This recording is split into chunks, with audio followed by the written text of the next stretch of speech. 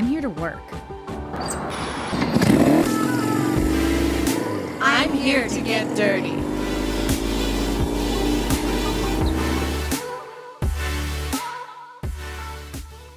And Eva Moss here is the one who directed, co-produced, and edited.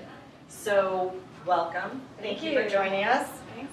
We want to know what happened? How did this all start? Well, so first of all, sadly, Emilia Quinton can't be here today, but she Yeah. was the one who wrote the script for this amazing. Thank you, commercial. Emilia. Thank you, Emilia. Ow! Yay! So Emilia, I asked her where the idea came from, and she said she discovered your brand, loved everything you were doing, and just this was the commercial that she wanted you to have. So that's where it came from. And then she and I have been working together on other people's projects, and really had been wanting to do our own thing for a while now. And so she gave me this script and said, "Do you want to direct this?" And I said, "Yeah, it's awesome, it's perfect."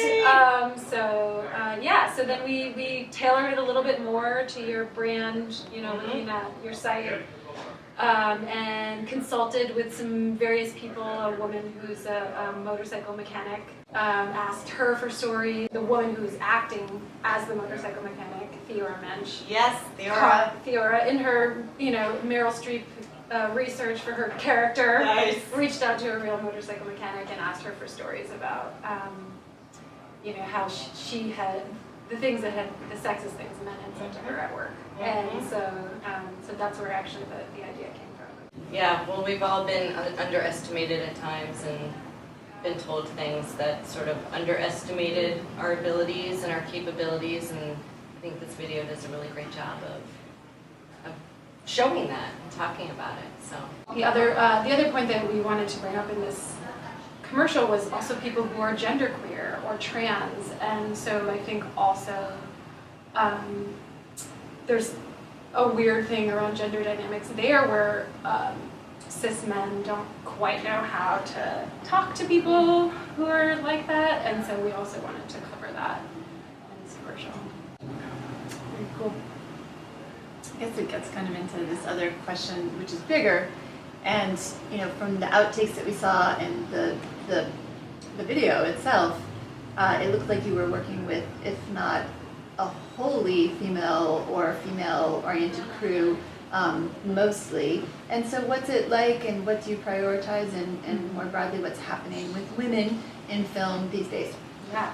Yeah, we had everyone except for one person was a female, trans, or genderqueer on our set. The one male person was actually the caterer, so that was kind of fun. Not a traditional male role either. So, and then we also had a lot of LGBT and a lot of diversity in terms of people of color on set as well. So it was an amazing set to work on, and that is certainly not the norm, but it is certainly heartening to be part of this movement and to be part of the people who are making that extra effort to make sure that all voices are being heard.